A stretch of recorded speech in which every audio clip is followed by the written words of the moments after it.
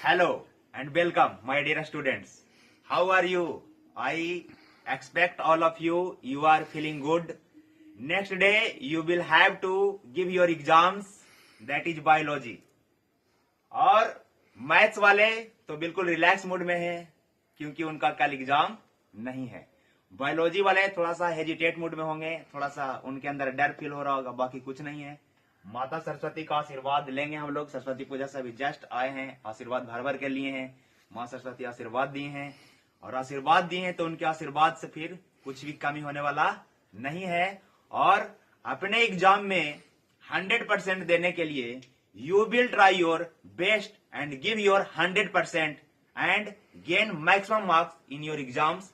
तो इसके लिए आपको अपना जो भी मेहनत किया पिछले साल भर से, एक वर्ष से मेहनत करते आ रहे हैं, उस मेहनत को आज 2 फरवरी को बायोलॉजी के दिन आपको दिखाना है। और इस बात को बताया गया था आपको कि आप कल बायोलॉजी का एग्जाम्स है तो आज आपको केवल बायोलॉजी को ही पढ़ना है।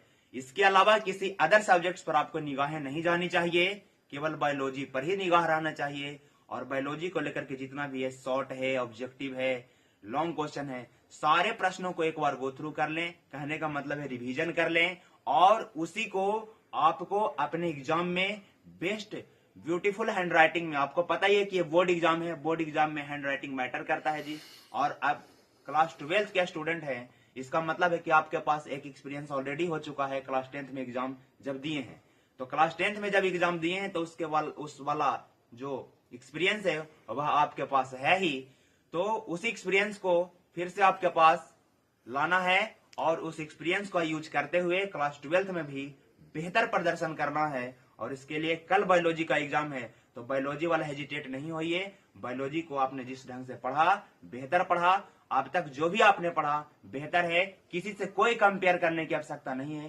कंपेयर करके आप अपने को डीमोटिवेट ना करें। डीमोटिवेट करिएगा तो फिर आप जो बेहतर कर पाएंगे उसमें भी कमी रह जाएगा। तो किसी भी प्रकार का वैसा दूसरे व्यक्ति के नोट्स से, दूसरे व्यक्ति के बुक से, या दूसरा व्यक्ति के इंस्टीट्यूशन में ज्यादा पढ़ाई हो गया, मेरे इंस्टीट्यूशन में कम पढ़ाई हो गया, इन सारे बातों को छोड़ दें। आप अपना टू बी ऑनेस्टली 100% देने का प्रयास करें। आपसे बेहतर कोई नहीं, आपसे बेहतर आपको ही है अपने आप को कि हमसे बेहतर कोई नहीं है। बिल्कुल अपना 100% दे करके आइए और सच में भी आपसे बेहतर कोई नहीं होगा। वो कोई कहीं पढ़े, कहीं भी पढ़े, किसी भी नोट्स से पढ़े, जब व्यक्ति अपना मेहनत जब तक नहीं करेगा किसी भी नोट्स से पढ़ने कोई उपाय नहीं है।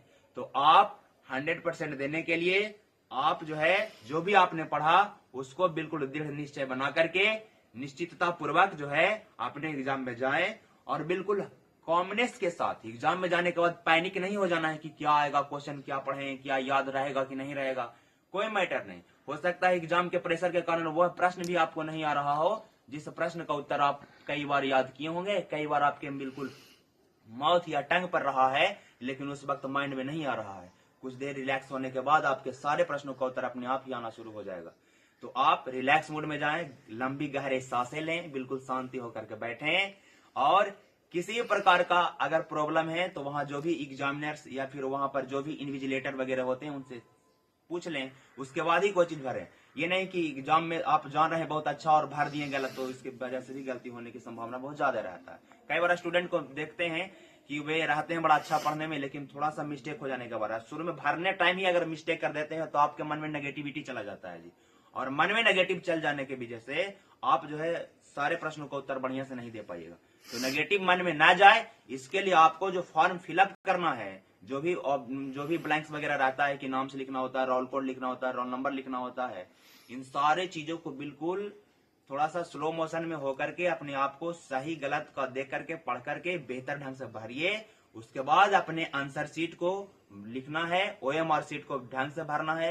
ये नहीं कि आंसर बी मार रहे थे, हमको आंसर पता था, बी रंगे के बारे में रख दिए सी, ऐसा मिस्टेक होने बहुत रहता है। इसको आप प्रैक्टिस कर ही चुके हैं और इस चीज को मिस्टेक ना करें। और मैं आपको बायोलॉजी के लिए बहुत बहुत शुभकामनाएं देता हूं और आप जो है अपना 100% देने का प्रयास करें। फिर हम आपको मिलते हैं अगले दिन। आप अपना बेहतर दे करके आए। मैं मेरे जो भी आशीर्वाद है, मेरी शुभकामनाएं सभी आपके साथ है, माँ सरस्वती का आशीर्वाद है, किसी प्रकार का कोई दिक्कत आपके साथ होने वाला नहीं है, जो होगा बेहतर ही होगा। ओके,